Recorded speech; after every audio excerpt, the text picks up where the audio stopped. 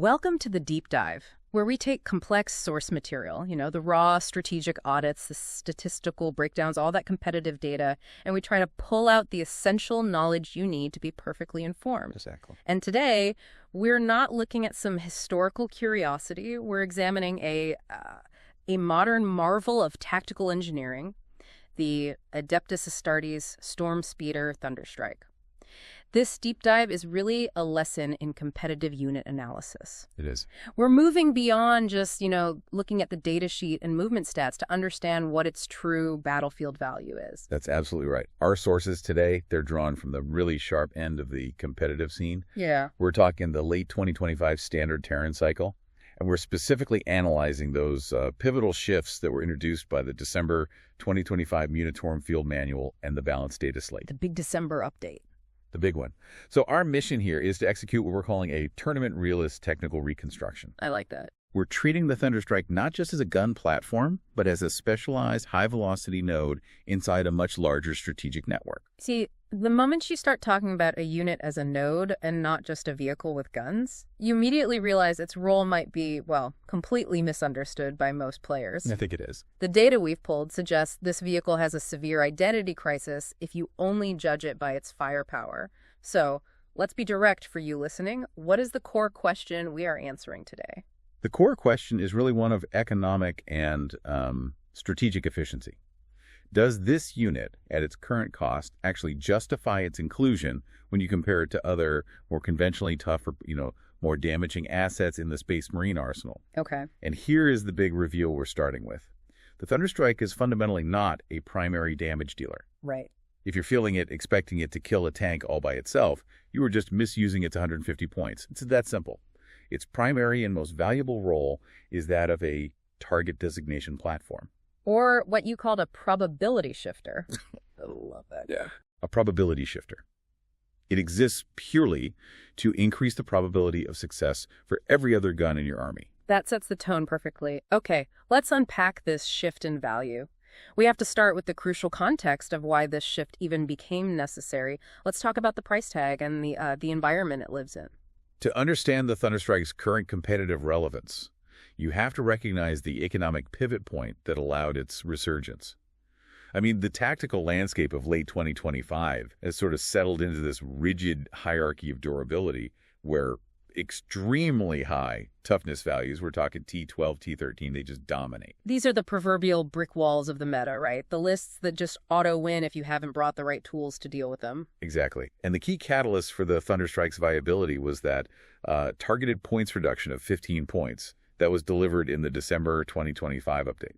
15 points. That sounds like pocket change, but in competitive list building where the margins are razor thin, that can be the cost of a necessary enhancement. Oh, it's huge. It's the difference between a 3-model squad and a 4-model squad sometimes. How did that small drop change its classification? It was a monumental shift. That reduction repositioned it from what was a niche luxury, something you might take if you had 150 points left over, to a competitively viable linchpin. Wow. It became an essential tool. And this is entirely due to the meta environment we're operating in, which, as you said, is dominated by stat check armies. So when you say stat check, what exactly do you mean for someone listening who might not be familiar with the term? I mean, lists that rely heavily on their raw numerical stats to just neutralize the enemy.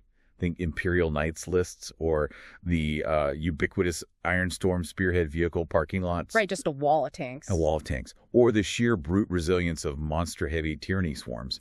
These armies force you to reevaluate every weapon in your list because their high defensive stats just automatically degrade like 80% of your firepower. Which brings us directly to what the sources are calling the T12 problem. The Toughness 12 and T13 datasheets are the true gatekeepers of competitive viability right now. If your army can't reliably inflict wounds on targets with a toughness of 12 or more, you simply cannot compete against top-tier lists. It's a hard stop. And your standard S9 weapons, which used to be the gold standard for anti-tank, they just bounce right off. They bounce. They now wound T12 on a 5+ meta. And that level of inefficiency is a death sentence in a turn-limited game. So the Thunderstrike's whole existence is basically a direct response to this high-toughness meta. It's specifically designed to bypass these traditional durability breakpoints, not through massive damage, but by mathematically cheating the enemy's defensive stats. Precisely. Let's audit the cost now. The unit's current cost has stabilized at around 150 points after that December update. To assess its value, we have to compare it to the gold standard competitors in the Space Marine heavy support category. And we have to start with the Gladiator Lancer. I mean, everyone's talking about the Lancer. It's the benchmark. The Lancer sets the benchmark for kinetic damage, for sure. At about 160 points, it is slightly more expensive, but it offers vastly superior durability. We're talking T10, 12 wounds, and it has native rerolls on hits via its Aquilon optics. It is a dedicated, reliable, high sustained damage tank killer. It's an independent contractor. It goes out and does its job, no help needed. That's it. And then there's the other big one, the dependable Ballistus Dreadnought, the classic anchor in a lot of those Ironstorm lists. The Ballistus is incredibly efficient, coming in at around 140 points, so it's cheaper. And it provides high durability T10, 12 wounds, and a premium 2+ save. And its inherent ability to reroll hits against non-degraded targets just makes it a highly reliable backline fire support platform. It is a bunker that shoots lasers. It's a bunker that shoots lasers, yes. So the Thunderstrike sits right in the middle at 150 points. It's 10 points more expensive than the highly durable Ballistus, yet it's undeniably less durable and frankly less damaging than the Lancer. So what does that extra 10-point cost actually buy for the commander? That 10 points, which we refer to as the implied tax, is paid entirely for its specialized non-kinetic utility. It pays for two things: mobility, which is that 14-inch move plus the fly keyword, and the Thunderstruck buffing mechanic. That's it. And if you integrate this unit into your list, and you are not consistently applying that buff to high-priority targets, you are mathematically wasting those 150 points. Yeah. You're paying a premium for utility that you're failing to leverage, and you should have just taken the Ballistus instead. That brings us to this idea you mentioned, the hybrid tax assessment. We know that Thunderstrike is paying a premium, but what is the cost it pays in assets? The hybrid tax is the inherent premium paid for splitting the unit's focus across multiple disparate capabilities. Direct damage, high mobility, and strategic support buffering. And the sources are absolutely unequivocal here. The Thunderstrike's core stats T9, 11 wounds, 3+ save, are objectively inferior to the T10 chassis of both the Lancer and the Ballistus. It really sounds like the design philosophy was, okay, we need maximum speed and a powerful debuff, so we have to strip away some of the traditional Space Marine armor plating. That fragility is the direct consequence of the hybrid tax. It's paying for speed and critical synergy, not staying power.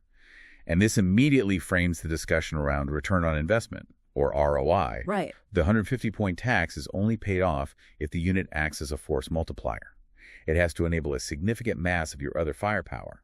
And the audit data suggests this means 500 to 600 points of follow-up firepower to become drastically, demonstrably more efficient. We really need to quantify that efficiency. Give us a concrete example of how the Thunderstrike validates that 150-point investment by creating what you call phantom damage. Okay, let's imagine a scenario where the enemy has a critical T12 target, let's say an Imperial Knight, and you commit a Repulsor Executioner and a squad of Eradicators, so around 500 points total, to killing it. A huge commitment. Without the Thunderstrike's buff, half or even more of that firepower is just going to bounce harmlessly off that T12 hull. They're wounding only on 5s or 6s. It's not going to work. Yeah.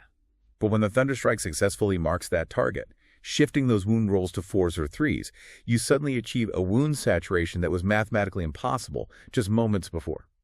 So the Thunderstrike didn't fire the killing shots itself. No, but it was the essential condition for those shots succeeding. That sudden burst of previously unavailable wounds, that's the phantom damage.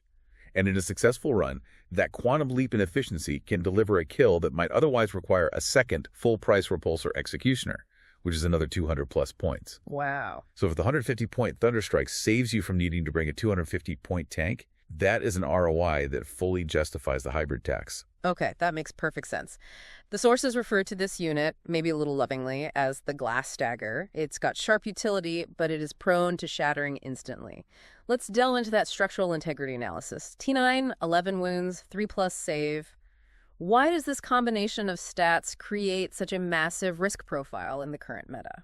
Well, it all starts with the Toughness 9 threshold. T9 seems respectable on the surface. It's enough to shrug off basic small arms fire like S4 bolters, which will only wound it on a 6+ strike. Right. But T9 is the precise breakpoint that makes it catastrophically susceptible to ubiquitous mid-strength anti-elite weaponry. We are talking about the weapons that form the backbone of almost every competitive list. S8 plasma incinerators, S9 autocannons, heavy flamers. And the wounding math there is just brutal, isn't it? It is. S8 weapons wound T9 on a 4+8, so 50% of the time. S9 weapons wound T9 on a 3+8, that's 66% of the time. The Thunderstrike is constantly operating at or above a 50% chance of being wounded by the most common damage profiles in the game. So the chassis just cannot withstand sustained attention. Not at all. It has to rely on its speed and evasion because the armor plating is just insufficient. It is explicitly designed not to survive focused retaliation. So you can't deploy it as a traditional frontline vehicle or like a static fire base. It has to be this highly kinetic asset. Exactly. Then there's the 11 wound bracket. This number is strategically awkward. While it does take 4 successful hits from a damaged 3 weapon to destroy it, which is mildly protective, it is highly vulnerable to modern high-yield anti-tank weaponry. The big guns. The ones that are designed to crack those T12, T13 targets we were talking about. Yes. Think of the profiles of heavy laser cannons, railguns, fusion weapons, often carrying damage D6+1 or flat 4 to 6 damage. These profiles are averaging 4.5 to 5 damage per shot. This means the Thunderstrike can often be completely removed by just 2 or at most 3 successful penetrations. So if a single opponent's Lancer lines up a shot, the Thunderstrike has about a 50-50 chance of just evaporating. Pretty much. And that strategic implication of the 11 wound bracket is absolutely critical. It completely dictates its deployment. It's a harsh truth. The unit is unlikely to survive focused fire for more than a single enemy turn. So the commander has to adopt a strict trade mindset. A strict trade mindset. Its deployment must be a calculated risk, guaranteeing that it delivers its singular 99.54% reliable value. That Thunderstruck buff before the enemy inevitably removes it from the board. If it dies before it buffs, the trade has failed. Period. Now let's talk about the real critical deficiency. The 3+ save, no invulnerable. In a game just saturated with high armor penetration or AP, that vulnerability feels like a death sentence for a 150-point asset. Is a colossal liability. For listeners who might not be familiar with the mechanics, high AP means that the enemy's weapon reduces the effectiveness of your armor save. And the sources explicitly contrast the Thunderstrike with models that have a native 4++ or 5++ save that's an invulnerable save that can't be reduced by AP. Because the Thunderstrike lacks this, against weapons with AP3 or AP4, the dedicated anti-tank fire like TAR railguns or Necron heavy destroyers, that 3+ save is completely negated. Pushed straight to a 6+ save or just removed entirely if the AP is high enough. Correct. It means that against the dedicated anti-tank arsenal, the Thunderstrike is rolling no save at all. So its survival becomes entirely an exercise in perfect terrain management. That's all it is. It must hug terrain and utilize the +1 save from cover rule just to manage common AP1 and AP2 threats. Without cover, even rudimentary high-strength fire just strips its wounds with impunity. The fragility is structural. So this means the unit's key strength, its mobility, is entirely tied to its survival. Let's talk about that maneuverability and terrain navigation. It has a 14-inch move and the fly keyword. High speed is its only real defense, and it's critical for positioning. But the interaction with the complex, multi-storied terrain of a tournament setup is fraught with peril. Unlike infantry, which can often just phase through ruined walls, the Thunderstrike has to move over or around everything. And this introduces the significant verticality challenge. Walk us through that. I think we often forget how much movement flying up and over something actually consumes. Think about it geometrically. The Thunderstrike can easily clear low features, 2 inches or less.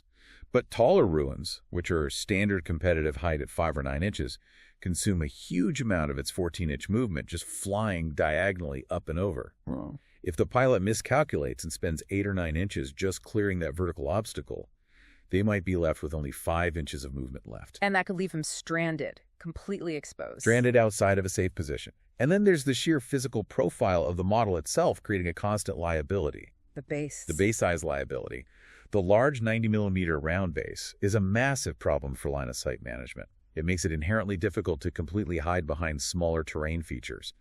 In dense tournament setups, like the ones used in Pariah Nexus mission sets, the speeder is just prone to having a sliver of its base visible to enemy firing lanes. And a savvy opponent only needs that fraction of a base to draw line of sight. That's all they need. Yeah. And given the fragility we just discussed, that one sliver of exposure is often enough to cost you the unit.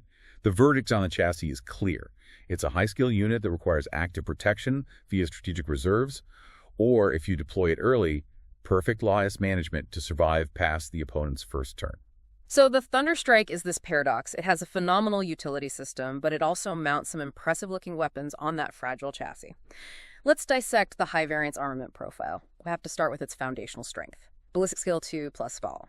This is a critical statistical guarantee.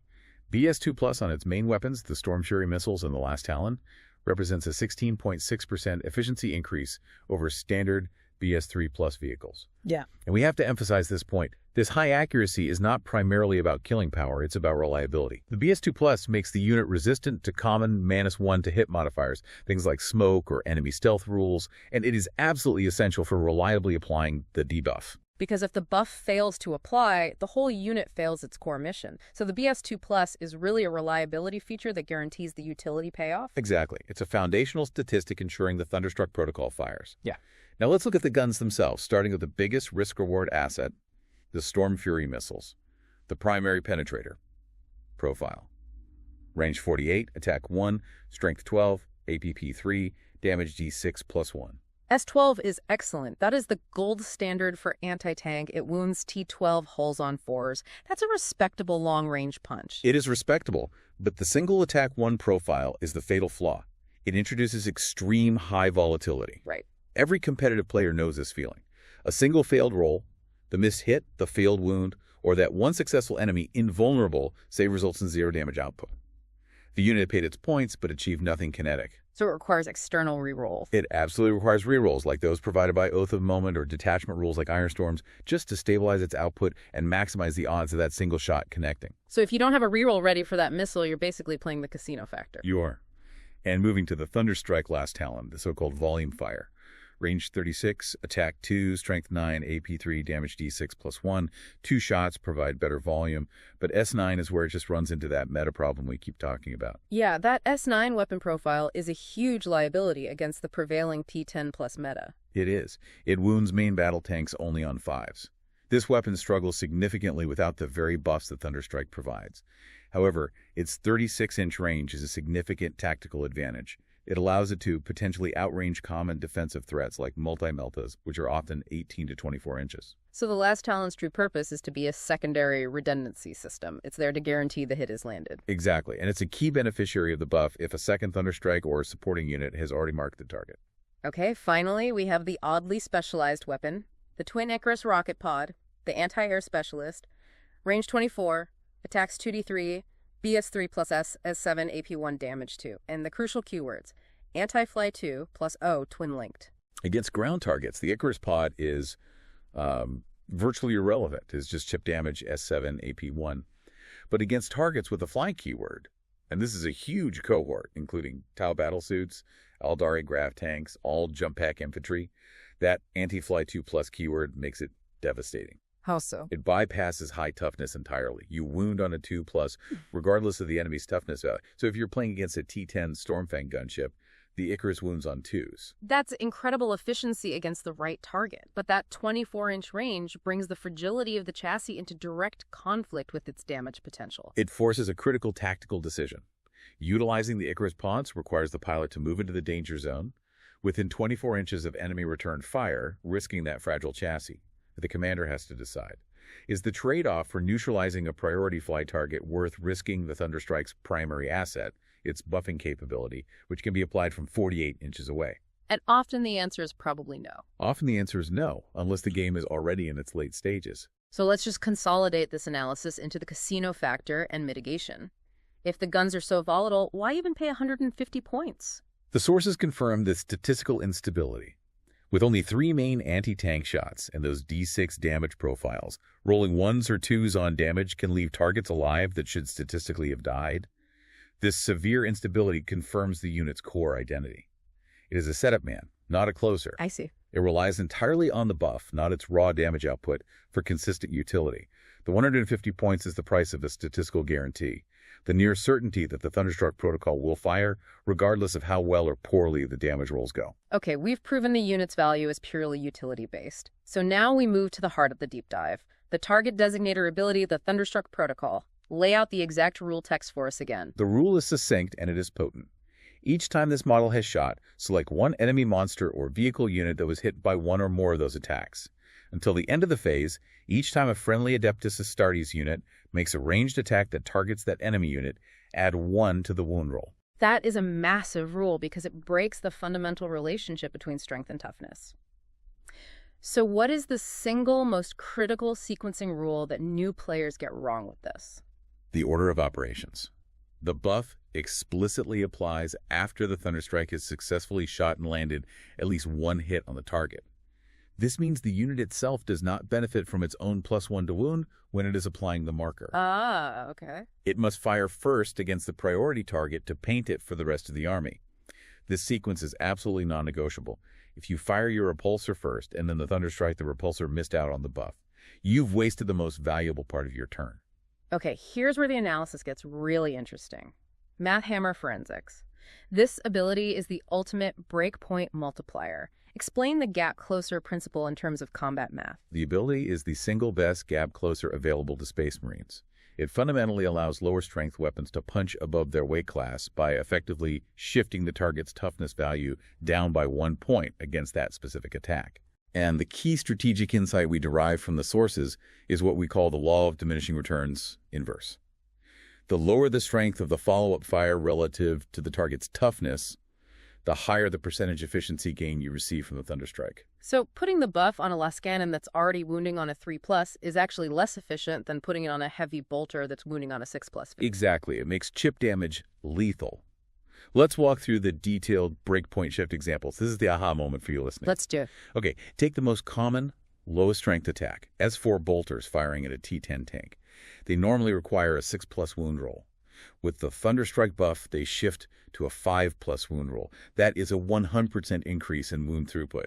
You have literally doubled the chance of success for those weapons. That is astonishing for a standard S4 weapon that is usually just worthless against heavy armor. It's pure value creation. Now look at the workhorse weapons, like S9 plasma incinerators firing at a T10 tank.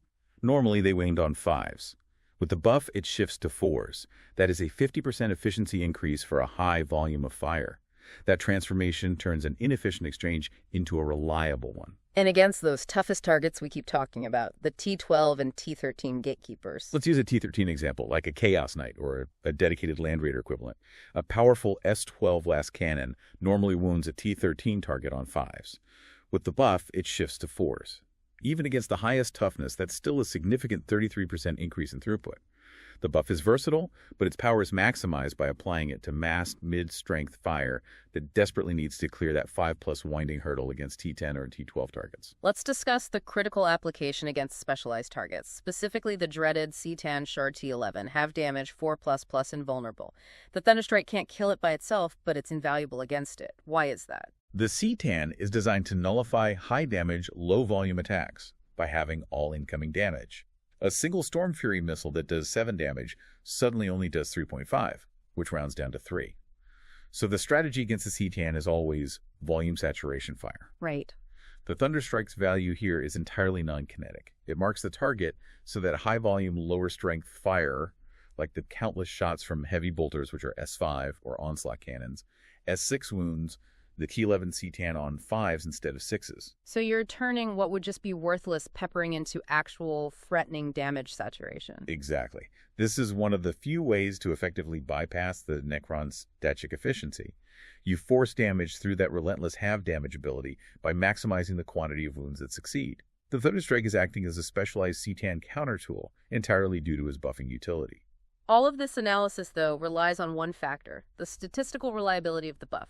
We talked about the BS2+ characteristic, but let's quantify that consistency. What is the guaranteed success rate the player is actually paying for? Well, the hitting stat is the guaranteed application of the mark. Since the buff triggers on at least one hit, we need to analyze the probability of failure. With the Storm Fury missile, that's 1 shot at BS2+6, and the last Talon, 2 shots at BS2+6. The chance of a single one of those shots missing is 16, or approximately 16.6%. So if we multiply the probability of missing all 3 shots together to calculate the probability of 0 hits. The combined chance of 0 hits is a minuscule 0.46% in a vacuum. This is critical. This translates to a 99.54% reliability rating for applying the +1 to wound buff on the target. Wow. This level of consistency is the entire justification for the 150-point cost. You are buying a near guarantee that your 500-600 points of follow-up fire will be optimized. That is almost a certainty. But what about when the enemy applies a -1 to hit penalty, which is common with abilities like smoke or stealth? Even under a -1 to hit penalty, which degrades the BS2 plus to hitting on 3s, the Thunderstrike remains statistically robust. The chance of missing all 3 shots only rises to about 3.7%. The success rate remains robustly over 96%. The reliability of the Thunderstruck protocol is truly the premium feature we are paying for. It almost never fails to deliver its essential utility. So the Thunderstrike is a node in a network. It can't function optimally in isolation. Now we must look at where that network performs best, the detachment synergy matrix. Let's start with the optimal home, the undisputed champion, S-tier, Ironstorm Spearhead. Ironstorm is mathematically fundamentally the Thunderstrike's optimal home. The entire detachment rule, granting 1 reroll for hit, wound, or damage per unit, perfectly cures the Thunderstrike's only critical flaw, the volatility penalty of its single-shot missile. Oh, of course. If that missile misses, you re-roll it to guarantee the hit, ensuring the buck is applied. It is a fail-safe mechanism built right into the detachment rule itself. So the Thunderstrike makes Ironstorm better, and Ironstorm makes the Thunderstrike reliable. It's a perfect symbiotic relationship.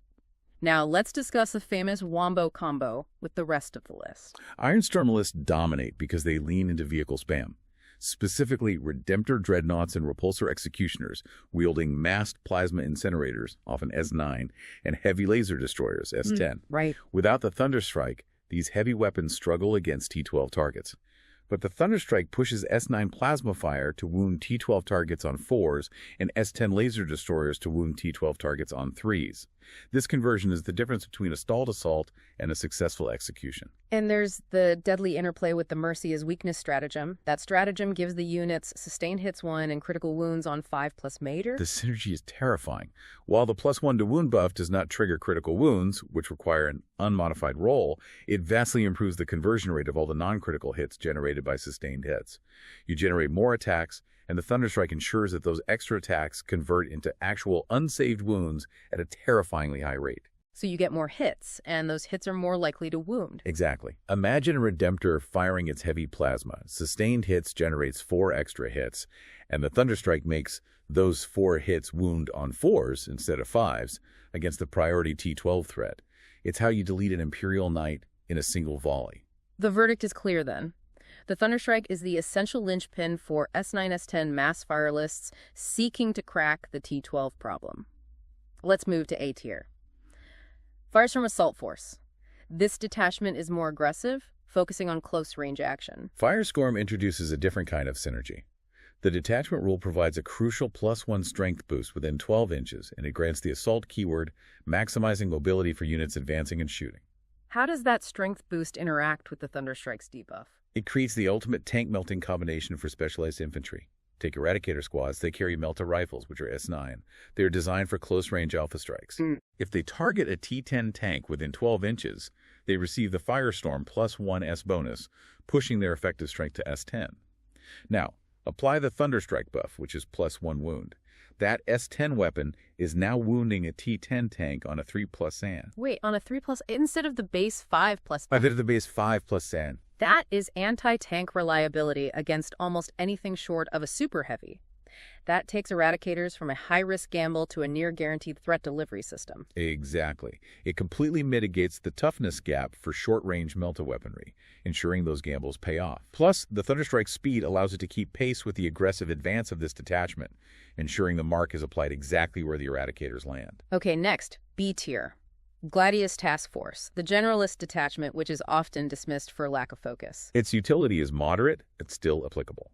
The Devastator Doctrine grants advance and shoot, which is immensely valuable for the fragile Thunderstrike's repositioning capabilities. Moving 14 inches and advancing, it achieves an 18 to 20-inch threat range early game, allowing it to find that perfect, safe angle. And it has some stratagem support, too. It does. The Storm of Fire stratagem, which grants AP1 and ignores cover, makes follow-up fire significantly more effective when combined with the +1 to wound.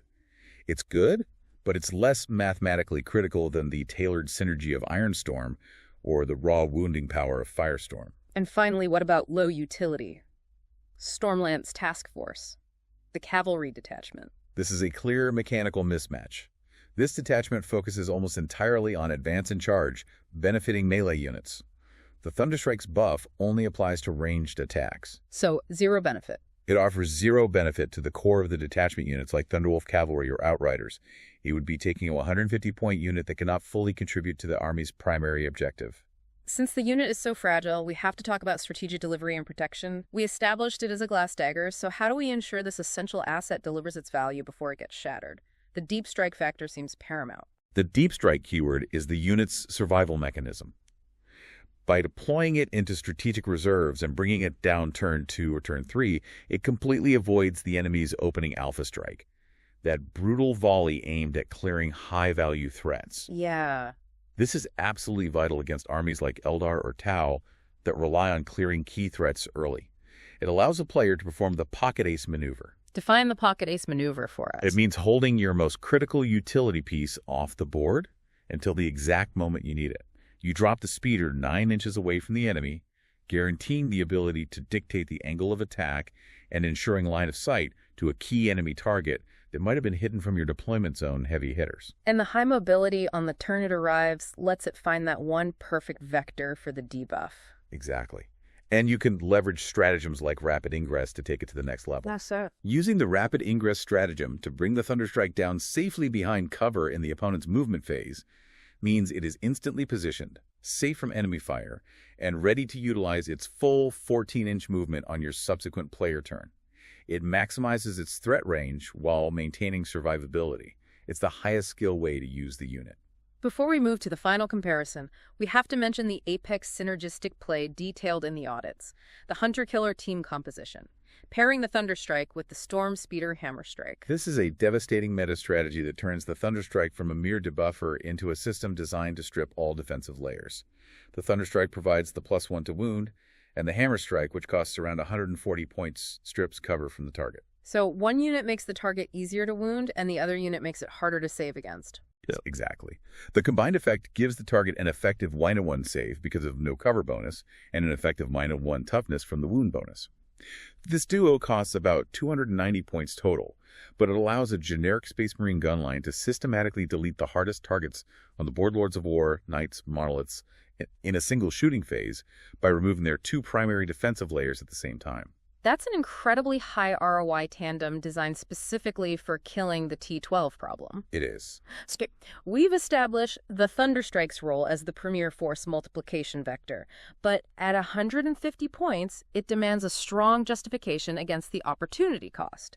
If I have 150 points, why should I take the Thunderstrike over the Gladiator Lancer at 160 peats? This is the most important comparative audit.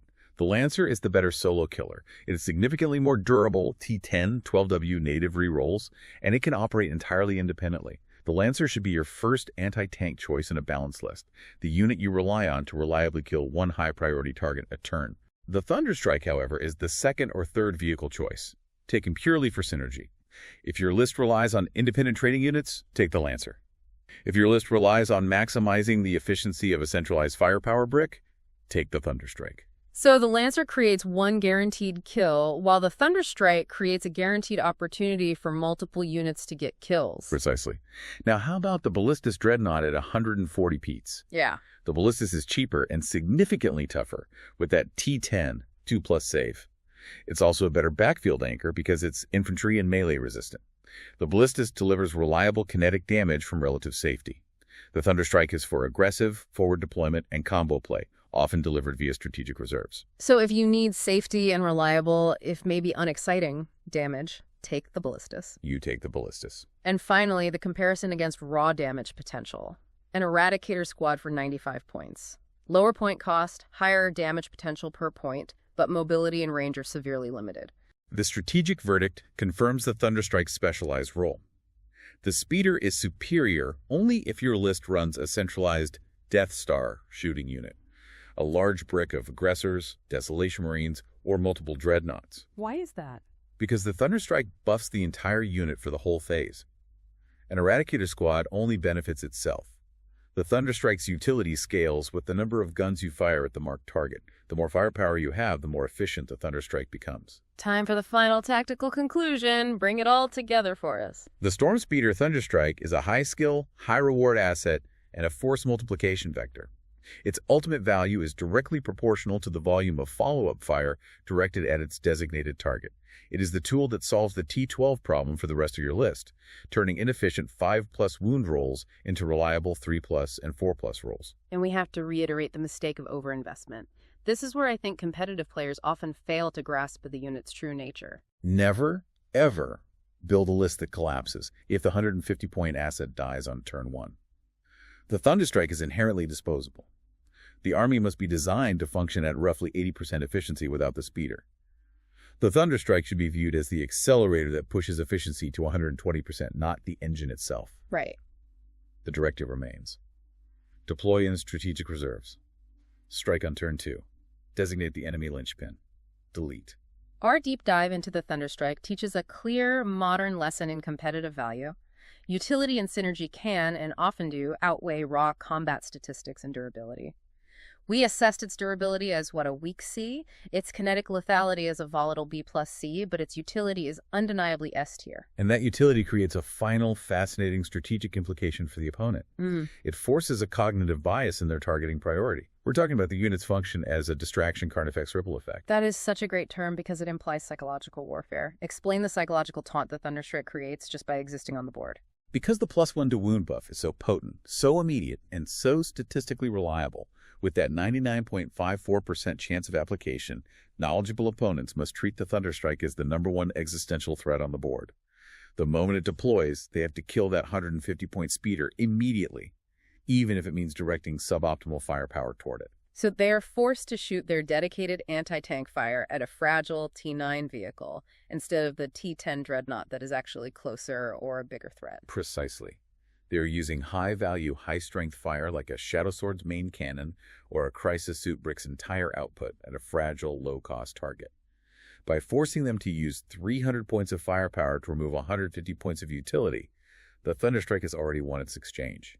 The unit's structural resilience is therefore less about its stat line and more about its ability to force a catastrophic, suboptimal targeting priority from the opposition. It's an ablative shield for the rest of your army, simply by being so aggressively annoying. The ultimate value of the Thunderstrike lies not in its guns, but in its ability to force the enemy commander to make a catastrophic decision about targeting priority. It forces a tactical emergency. It demands an immediate response, and that response always benefits the rest of your list. Which leads to our final thought for you, the listener.